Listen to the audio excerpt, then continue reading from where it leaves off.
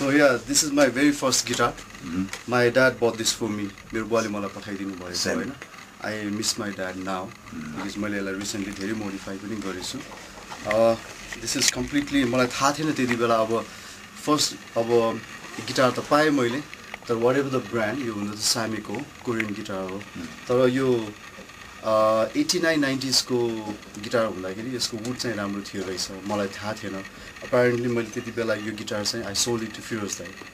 अनि Firoz दाइले बेचेपछि मात्रै I got introduced to him अनि त्यसपछि त्यहाँबाट I got introduced to the band हैन. त्यति बेला अनि खेरि मैले अर्को गिटार किने अनि so Firoz दाइ was playing this guitar for a long time अनि Firoz दाइले पनि यो गिटार कसैलाई बेच्नु भयो फेरि.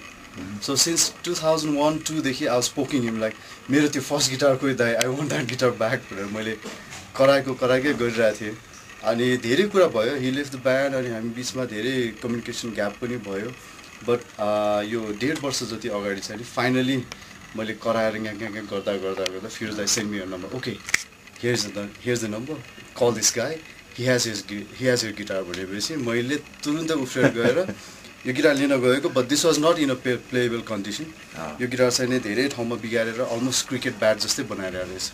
The first thing I checked was the neck and it was in a perfect condition. त्यो बाहेक अरु डिङ्सहरु चाहिँ मैले त्यति बदर गरिन. So यसलाई सुरुमा इनिशियल फेजमा चाहिँ हाम्रो सनी तुलाधर सनी एसटीले चाहिँ he repaired this guitar for me. But अहिले चाहिँ नि it's just been like few days I gave it to Sana Guitars हाम्रो अपूर्व र अपूर्वलाई दिए मैले हैन सगुनलाई दिए. So उनीहरुको यो ह्यान्डमेड पिकअप्सहरु राखेर I modified the head. So अहिले म चाहिँ यो 3-4 दिन भयो यो गिटार बजाएको पछि. So this is my first guitar.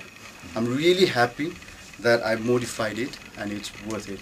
So we completely Maplewood and I'm just loving the tune. And I'm taking this guitar to my UK tour coming this month. Lucky guy here.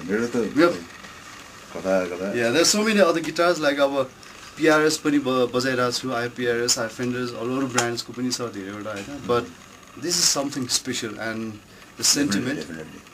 On top of that, I just recently lost my father, so this is मेरो dad memory. The most connected one. Yes. Yeah.